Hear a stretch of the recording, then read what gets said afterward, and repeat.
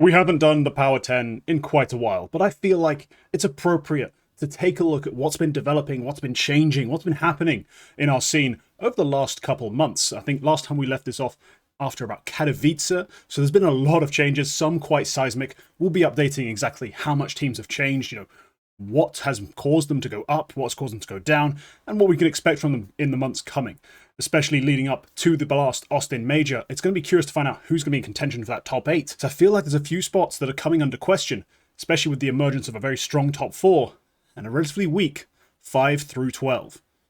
Let's get right into it with number 10. Gamer Legion have been on a bit of a strange run. They've made playoffs at pretty strong events, showing that they actually have something to play for. They're not just some other top 10 to 15 team who are like a tier 1.5, can cause an upset, maybe give you a bit of a run for your money on a certain map. They're actually a pretty strong side. However, I don't really like what I've seen from them at events like the MRQ, and especially most recently in Astana. That was an absolute shocker of a result. I can put the MRQ up to just poor formatting, not having enough time to prep for it, BO1s being an absolute nightmare in MR12. But Astana was a real shocker, so red flags being waved for this team. A bit of an underperformance in Astana, specifically from Slend. Rez also, I think, to a lesser extent, but especially from the AWP, who on a CT side can only give you like a 0.7 rating. That's truly alarming. That should be where he's finding his free kills, his easy plays, a lot of things being set up for him as well. So Slend, big concern, and allegedly on the chopping block, with A-Core currently suggested as a replacement. I've got a bit of an issue with that. Hopefully it's only temporary. I'm assuming it is, given the lack of information surrounding this move. Usually if it's a permanent move, we'd have heard something already. Ash has said a number of positive things about A-Core, specifically in an interview he gave on my channel. Members can check that out. So I'll be curious to see if this is permanent, if he can get something out of him. At number 9, I have Liquid, and I have them here for 2 reasons. Firstly, and quite importantly, I rate the Shuhei edition. As much as the finishes haven't been that much better, it is an improvement to have at least made playoffs in Melbourne and looked like a team that has potential for the future. Now, I do have great concern over Nafly's performance. Even since the addition of Shuhei, he hasn't really been able to scrape himself off the bottom of the scoreboard. His rating used to be something we could depend upon when watching Liquid. No matter what was going on with the team, who was signed, who was playing, he could get himself his numbers. Currently, he seems incapable of it, no matter the context, no matter the opponent. So I've got a lot of problems with what I'm seeing from Naf. Post JKS, he was supposed to fix himself. He really hasn't so far. The Melbourne run did show us the best sort of possible outcome in terms of the level we got from Twists and Nerds, even at times from Ultimate. This is more like what was promised from this Liquid roster when they first come together all the way back in January, but now especially with the addition of Shuhei, we wanted our riflers unlocked. We wanted that to be the real driving force behind this roster, and they have been pretty strong. They've managed to maintain, I think, a decent level on Anubis despite the loss of JKS. He was a key part of what made them strong on that map. He was a super good A player. They've actually managed to adapt pretty well. They're still winning that map at a decent rate. I think they've actually got some strengths in the map pool, some strengths in their individuals. This is a team that can kick on and start returning to that point of being like sort of top 8, top 6, maybe even not too unrealistic to see them doing that at the major. Potentially winning a quarterfinal matchup if things work out nicely for them. At number 8, and only dropping 1 space since the last edition of the Power 10, is FaZe. Now, I thought they'd have dropped further. I honestly thought much less of them. But when you look at the results, they're not actually that tragic. It's just that they're just not even close to sniffing that top 4. There's no chance they're beating that top 4. They're not going to be able to win, I think, any BO3 on stage against Maus, Spirit, Falcons, or Vitality, and realistically to win an event, a big event with everyone in attendance, you have to beat at least 2 of them. Never in a million years do I believe they'll do that, especially not against Vitality. That's just not going to happen. So they had to make that move, and bringing in Simple, I've made this point now on multiple shows, is the right thing to do. Not in terms of specifically necessarily just Simple, but in terms of needing to change something up. Removing a piece who's just been stagnant, and stagnating at a really poor level in Brokey, and bringing in someone who's a wild card, who can definitely hit a ceiling that will change the dynamic of your team, change expectations, change the vision you can have physically in terms of what you can see yourselves doing. Simple, if he hits the ground running and plays great CS, will push you into title contention. That's without a doubt his ceiling. It's just a question of where he's actually at when he comes into this roster. We aren't sure for now, but we'll have to see in the coming events if he's able to be that spark that we expect. Hopefully, with that spark, we can maybe see a revival from Rain, who's looked very uncomfortable in his off roles, and especially the way he has to play with Elige, sometimes the two of them just don't have that synergy yet. So I think we've got a lot to build and fix if we're FaZe, but at least we have the pieces to do it, and we've got a player in now who can be a true X factor, a true game changer if our rifles are struggling to have true map-winning impact. Down in the dumps at number 7, a great fall-off from their previous big event winning peak, or at least close to it, finishing second, and also making another bunch of top 4s and top 2s over the course of the last year or so, is Aurora. Of course, formerly Eternal Fire, this roster has really flatlined in terms of just killing off the love for them, the hype for them, the excitement. Everyone thought they could be this sort of off-meta team who aren't necessarily built with a super deep tactical roster, great experienced players with big names who've won it all and done it all. No. This was a sort of an underdog story of pure firepower smashing through people, players who'd been around for a long time, never quite found their spot in the scene. There are a lot of storylines that made Eternal Fire / Aurora attractive. Some of that hype seems to have come to an end. The train has derailed. Zentaris' physical ailments just seem to limit his play at times. He's able to have the occasional maps or series where he's outstanding, but overall he's not the beast he once was. And the morale in the team and their constant talk of the travel expectations and the pressure of trying to constantly win and compete seems to be really getting to them. We haven't seen the same level from Arcadia for a lot of events. So he just had a pretty good series here in Astana, but overall he's had a bit of a downturn. Jota's been all right, but Woxic as well falling off is just pretty much the end of them being that super competitive, elite, sort of threatening team.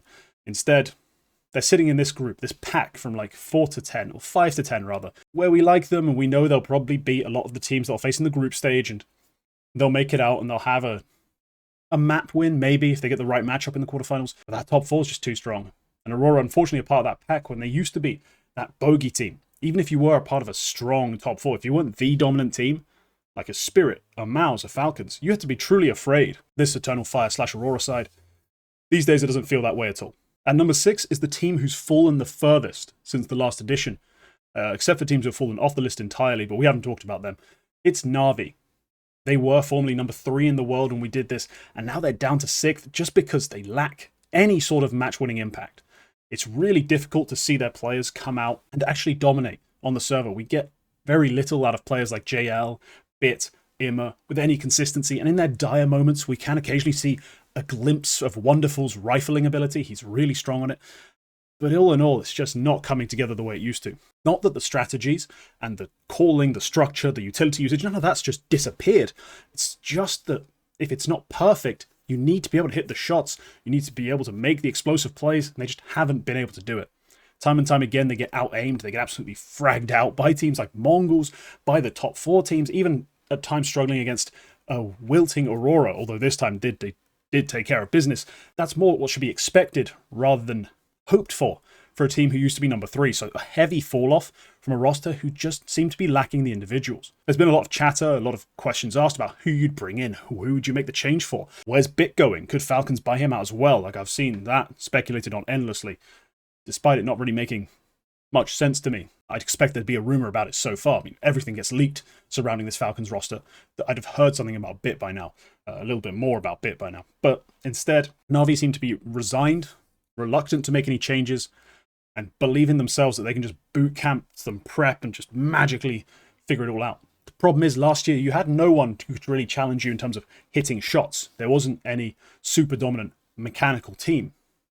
Now there's multiple, and they're playing good CS, and his Vitality especially, they're nailing all the details. We'll get into Vitality before I get ahead of myself. They don't have that edge in terms of prep, strat, chemistry, util, all the little details, all the finicky stuff that makes a truly great team great. It's weird to say this, but at number 5, the Mongols have been quite disappointing. Not because we have some great expectation for them based on their name, but because we expected them to continue to develop and become a consistent playoff contender and just potentially even break into real contention for actual event titles. Instead, we have to look at them at number 5 at this point in the year and just feel a little bit down. They've had a couple of playoff exits, pre-playoff exits rather, and then in the playoffs I've not really taken many big scalps, so it's been a rough period for this Mongols team. Now they still have a lot of potential, and they still have, honestly, the style and the individuals to be a threat in playoff situations. It's just been lacking this year in terms of their actual venom. The few playoff wins they actually have are typically against weaker teams, against teams we didn't really expect much from, so they haven't really gotten the upsets we want to see. Potentially, we are just waiting on that next step to be taken by players like 910, potentially Mazzinho. I know Techno has more than he shows, but he does play just roles quite often. And even Senzu, still struggling to find his consistency when it comes to the big stages. Mongols, time and time again, when they have made playoffs, have seemed to wilt under the lights a bit. Not really ready for that pressure, not able to manifest their best selves when playing with that kind of scrutiny. So something about the Mongols isn't quite working yet. That can still be unlocked. They still have that next gear. They still have that playoff clutch, that playoff ability, waiting to be used to its full potential. And if they do it, especially at the big events coming up, potentially even at the major, they can upset a few teams. But if they continue playing like a shadow of themselves when they're in the playoffs, we're going to continue to be disappointed by the Mongols. At number 4, and dropping 2 spots, is Team Spirit. Now, you might be saying, well, we barely see them play. And when we do see them play, they are pretty solid. It's like, yes, that's all true. We still know that Donk is the best rifler in the world. He's an absolute monster. Shiro's having a great year statistically. What the hell could I possibly have against them? Well, every time they play one of the 3 teams above them, they seem to lose. They haven't beaten any of them in a while, so how can I have them above them? The last thing they won was the Blast Bounty, or whatever it was, to start the year, and nothing since. It's impossible to actually rate them any higher than this. Now, we do need to see another level unlocked by Zontix or Magix for us to actually believe in them as a tier 1, like, dominating team, like they should have been, given the level of teams like Falcons, Maus, and Vitality, and given that they've refused to promote Kyosuke. They've let him go off to Falcons post-major, it seems, so they are very much happy with what they have. So unless they can prove that what they have is worth it, we're going to have to keep keeping them here. They're going to stay number 4. They're not going to win anything unless that step is taken by Magix, by Zontix, probably both. I doubt it will happen. I've watched them for too long to expect them to magically take that next leap into being superstars. So for now, it seems Spirit are resigned to finishing top 4. Now, it's no mean feat to go and be top 4 at every event you play in a calendar, but it is disappointing when you do have a player who is playing with historic firepower. And it's not just a stat, it's overall impact. It's so many things. Donk has been absolutely insane, and so the fact that Spirit can't seem to ever get it right in terms of the squad they put around him, then to consistently win games, is going to be a narrative that persists until the end of time at this point. At number 3, and barely holding onto this spot, is Maus. Now, they have fallen off, realistically, in the way I kind of expected them to, given that their win conditions didn't seem sustainable, given that there was a bit of a honeymoon period with Brolan calling. They have taken the appropriate dive. Add to this the continued rise of teams beneath them, most importantly that Falcons roster with the addition of Munacy, and they've been knocked out basically a step early of most events compared to what they looked like they could do before. They're now finishing 3rd, 4th at events rather than top 2, and let's be honest, they don't seem likely to repeat anytime soon. Spinks was playing at his ceiling. He was playing insane CS to get them those wins, those deep runs. We all know he's not actually that guy with any consistency at big events in the playoffs. He's solid. He's a very strong rifler. Honestly, he's got a place on a top 4 team anytime he wants it. But he was carrying far too hard through some T-sides. It just didn't make a lot of sense to me to see that maintain.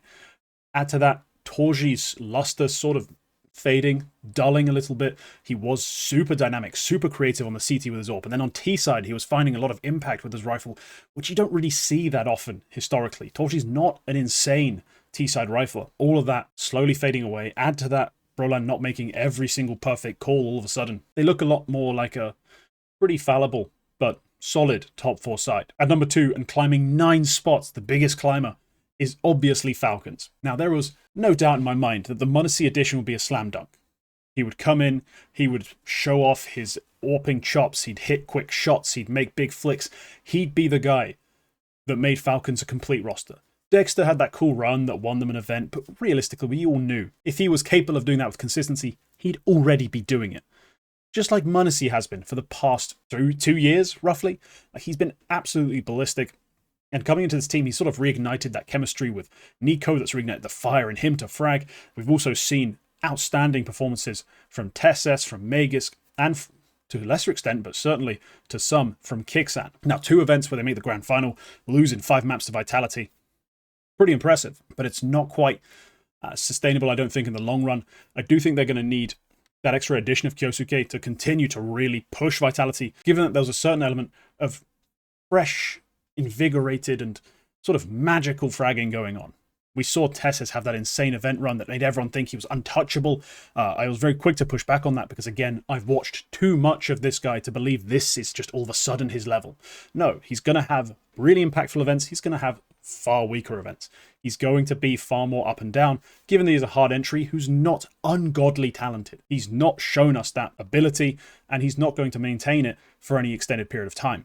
They're going to be slightly more reliant on Nico like they were at that last event run to get them deep, but they aren't going to be able to be depending on like that sort of level from Tesses to really get them anywhere in the coming events. I think they'll be able to lean in to, setting things up around Nico and m0NESY, letting Nico have more say in certain setups, certain positions, and allowing m0NESY to call his own shots to really dominate CT sides especially. But then on T side, they've got a pretty devastating pack. They can really thrust into other teams. So I'll be watching them with great interest, but I don't think they'll be able to take that next step and take it past Vitality until they get that Kyosuke kid on board and really get fragging. Kixan has always been a slightly looser caller, relied on his individuals, relied on kind of feeling out the mid-round, being sort of a fragging IGL in that sense. Not the most insane fragging IGL, but certainly amongst them. I think that's going to be a limiting factor, as much as it's been great for quickly integrating a player and getting them up to speed and, well, immediately going out and competing for top events and top placings. It is a style that's going to require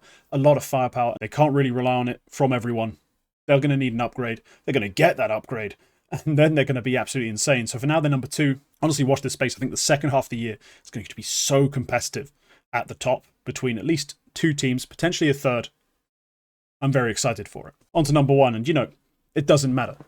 Nico Deagles, Falcons or Eagles, Hornets Evil, Vitality in 5. They've been unstoppable.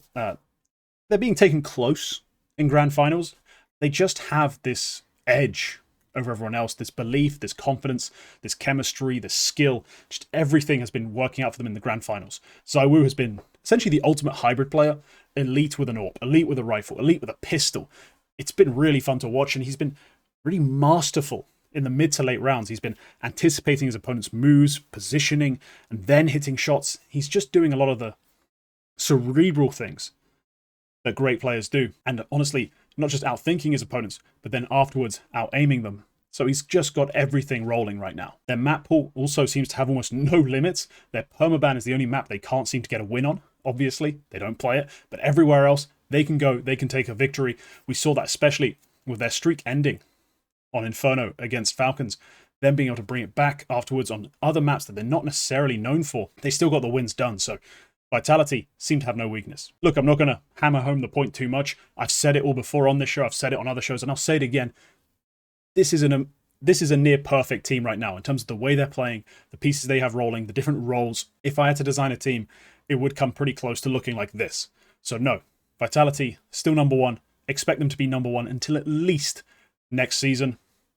I expect them to win out everything, including the major. But all right. If you enjoyed, leave a like, leave a comment, tell me your thoughts on the positions of these teams, your takeaways, sub if you want more content, and remember, members get access to bonus content, as well as the right to vote, and other little perks. So please, become a member if you can afford it. We'll see you next time. Bye-bye.